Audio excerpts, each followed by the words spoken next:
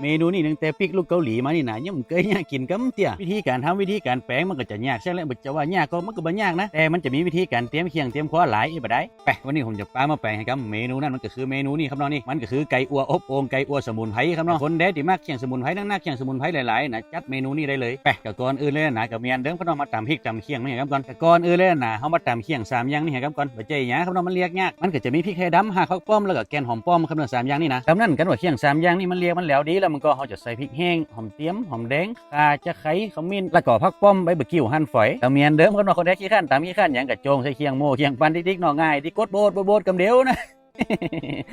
ง่ายคือเรียกคำเดียวมาหลังจากที่เขาตำพริกตำเคียงอย่างเสร็จเรียบร้อยนะกำนี้มาเตรียมเคียงเตรียมครัวกันต่อเลยเขาก็จะเอาผงปรุงรสสูรสซีอิ๊วขาวซีอิ๊วดำน้ำมันหอยนะเอามาสูนกันครับเนอะแต่แล้วยังเอามาสูนกันจะนี่มันก็เพราะว่านี่นะน้ำนี่นะมันจะเป็นน้ำมักครับเนอะกำนั้นเขาก็จะก้นส่วนผสมให้มันในมันละลายให้มันเข้ากันดีๆแต่กันยามเขาจะเอาน้ำมักอันน่ะไปราดติดตัวไก่ครับเนาะแต่ก่อนที่จะเอาไปราดนั่นนะเขาก็จะต้องมีไก่เห็นกำก่อนไก่นี่ผมโบ๊ะพากึ่งพาโคมันเรียบร้อยแล้วก็เอาพริกเอาเคียงที่เขาตำเสร็จเรียบร้อยนะใส่ลงไปแล้วก็น้ำมักที่เขาเตรียมไว้ราดตัวไอ้ก้นลงไปได้เลยกำนั้นก็สูสีนูนนี่ยูเคียงให้มันเข้ากันแล้วก็เอาหุกเอาตาติดตัวไก่น่ะคือมันเชียงๆมันทั่วถึงก็มีบางคนบางต่านเป็นว่านะถ้าจะเนี่ยอัวไก่จะนี่นะยังมายัดเคียงใส่เลยตอนที่ไก่ยังไม่ได้พามันจะง่ายกว่านะจะว่าง่ายเนอะจะนั่นมันก็ถึงง่ายอยู่แล้วมันก็แต่ว่าเคียงว่าอย่างนั้นก็มันจะบดจิ้มเข้าจี้เหมือนเขาพาไก่จะนี่ครับเนอะนะก็ยังว่าครับเนาะแล้วแต่ความสะดวกได้เลยคนได้จะเนี่ยจะได้ก็ได้หมดอ่ะมาหลังจากที่เขาพาไก่ได้เขาก็ต้องเงียบไก่ได้นี่ว่าคือก่อนนี่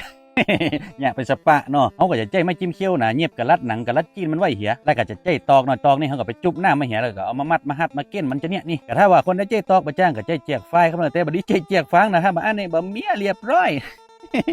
พลาสติกเหนียวเนอะนะเต็มหนังแน่นอนมาแล้วกับการปิ้งการอบการย่างของผมนี่นะผมจะใจโอ่งครับนี่ของแต่มันต้องเนี่ยนี่ไก่อบโอ่งแต่ว่าปัญหามันจะอยู่ตรงเนี้ยคนได้บ่มีโอ่งจะนี่ก็คือใจหม้อทอดไร้น้ำมันหม้ออบลมร้อนนั่นก็ได้ครับเนาะแต่ถ้าบ่มีของ2-3อย่างที่ผมอู้มานั่นก็คือใจเนาะใจไฟอ่อนๆก่อยปิ้งก่อยย่างก่อยฟืดมันกับน้อยเดี๋ยวก็สุกคนเดียวมานะเนื่อจะไปใจไฟแห้งนะบ้านนี่หนังไหมแฮมทางไหนบ่สุกแฮมแย่เหมาะเนาะแต่ก็ยังว่านะครับเนาะถ้าเฮามีโอ่งจะนี่มันก็จะสะดวกสบายง่ายขึ้นมาน้อยนี่บ่ต้องไปยืนฟืนยืนปิ้งหน้าแฮมแก้มไม้อยู่หน้าเตาพุ่นนี่นะเอาแขวนละไว้ในโอ่งหั่นกับปัดก้นหนีติ๊กๆเนาะ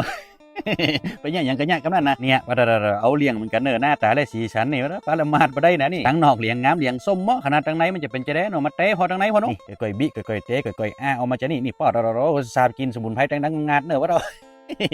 อย่างหมอกับไก่ที่เขาจะเอามาเนี่ยไก่อัวไก่อบองสมุนไพรจะนี่นะพยายามใจเป็นไก่อ่อนไก่พันไก่ที่มันเหนียวไก่จนก้านไก่นั่นก็บะทาไก่เมียงเหนียวนะ